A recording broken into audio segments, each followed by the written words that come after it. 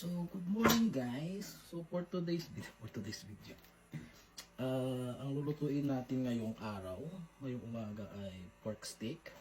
So, may nabili kami sa, I think Walmart. Yung may mga ganito. Yeah. Pero hindi ko to lulutuin lahat kasi malalaki yung hiwa. Tsaka dalawa lang naman kami ni Boss Mike nakakain. So, sayang naman. Ayoko naman ng init-init. Mas maganda yung bagong luto. So, tara, samahan niyo ako magluto ng pork steak. But, guys, lalaki ng sibuyas. Lalaki ng sibuyas dito. So, tara, let's start. So, yan guys. Maghihiwa na ako ng sibuyas. Balikan muna natin siya.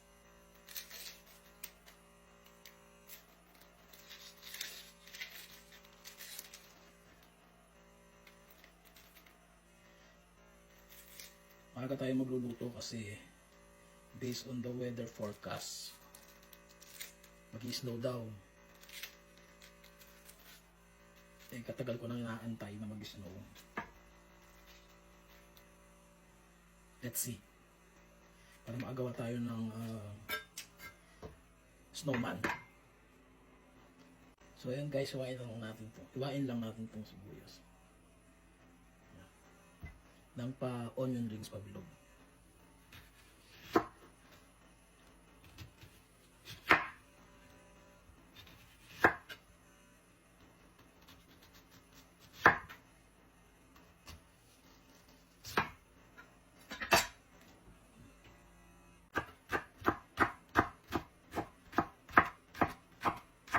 Maghihiwa lang tayo ng maliliit na sibuyas, yung pang gigisa natin mamaya. Muwa lang ko ng konti dun sa onion rings na nahiwa natin. Tapos, di ako gagamit ng bawang. Ngayon, ang gagamitin ko ay ito, yung naka-mince na hiwa para mabilis tayo. Nahabol ko kasi yung oras bago mag-snow. So guys, wala tayong kalamansi dito sa area natin. Pero nakakita ako ng siguro pwede na ito. Parang lemon. I don't know what we call this. Hindi naman siya lime. Lime? Yeah, lime. Oh, lime to. Hindi siya yung parang dayap. No? Kasi natry ko na to sa sausawan sa sibuyas. So parang lang siyang, kalasa lang niya yung kalamansi. Parang more on, parang kalamansi na lemon. So, ito na lang gamitin natin. Okay?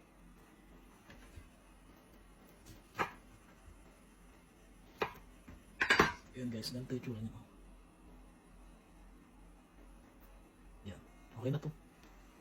Maasim din naman. So ayan guys, naglagay na tayo ng pan dito sa atin. Naglagay tayo ng yung used oil. Sayang naman kung di natin gagamitin. So magigisa na tayo ng bawang, sibuyas. Unahin na natin itong garlic hiwa na. Lagyan natin para masarap.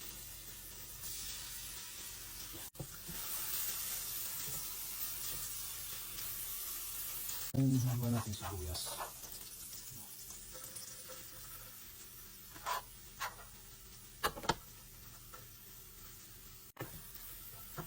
Haluin.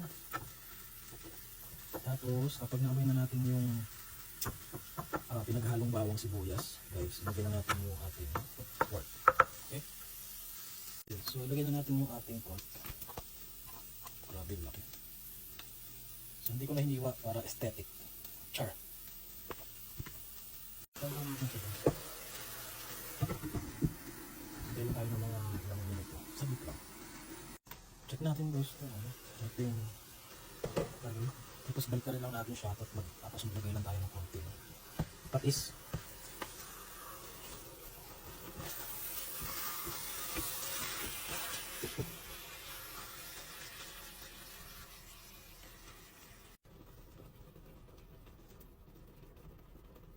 Konti lang guys, lagay lang natin ng konting Pero may konting lasa na siya. Siguro mga 14 and a half na ano, patak. Tapos maglagay na rin tayo ng pepper. Black pepper.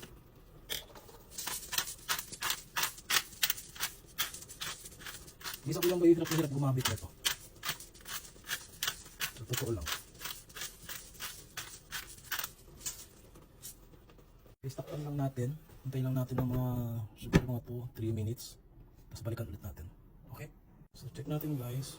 Tapos maglalagay tayo ng tubig galing sa Encantadia. Konti lang. Konti lang ba? Yan. Tapos pakakuluan lang natin siya. Ng ilang minuto. Tapos maglalagay tayo ng toyo after. Okay? Guys, so habang nag-aantay tayo pala, nagsaing na ako kasi rice is light tayo, no? So hindi pa pwedeng mawala ang ating rice kasi tayo ay mahihina. So maglalagay na tayo ng toyo ng jowa mo. Char. So guys, light soy sauce lang to. So okay lang kahit maparami tayo ng lagay, hindi naman ganoon kaalat.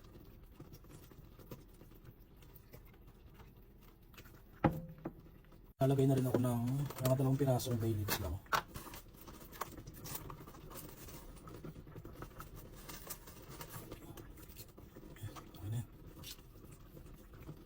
Tapos takpan na ulit natin at hintayin lang natin siya. Check ulit natin guys bago matuyo yung sauce. Lalagay na ako ng beef cubes. Wala akong pork cubes. So pwede na ito. Actually mas malasa nga ito yung beef kesa dun sa pork. So wala na tayo ibang nilagay na pampalasa kundi itong konti lang natin. Tapos takpan na ulit natin. Tapos maglalagay tayo ng lemon juice mamaya. And we're back. Maglagay naman tayo ng lemon. Iniwan natin kanina.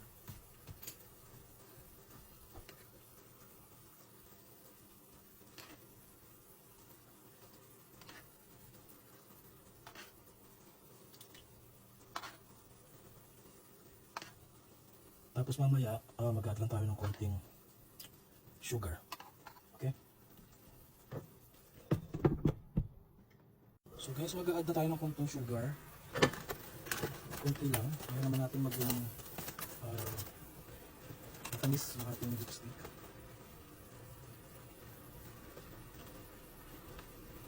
Just to balance the taste lang. Tapos mag-add din pala ako ng konting oregano lang. So let's try lang. Ngayon ko lang ito gagabitin sa pork steak. So let's see. Konting-konti lang. Let's see if it's work. Okay. Then takpan lang natin siya. Then mag-wait tayo ng mga ilang minuto ulit. Okay. So we're almost done. I-add na natin yung ating onion rings. Then siguro papatay na natin yung ating pan after this. Kasi gusto ko yung sibuyas natin sa pork steak yung medyo yung hindi ba lutong-luto. Okay. Alright. So nakalimutan ko pala guys maglagay ng sili. Maglagay tayo kahit isang piraso lang.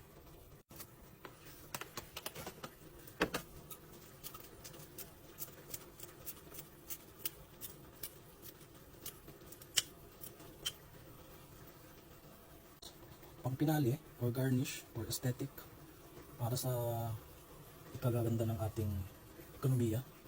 Sure. Maglagay lang tayo ng dahon ng onion leaves, dahon ng sibuyas. And okay, we're done. Bigyan na natin ng closer looks. So, yan guys. Luto na ang ating pork steak. Let's eat na guys. So dito na lang. Tapusin na natin yung video. Bye bye. I love you.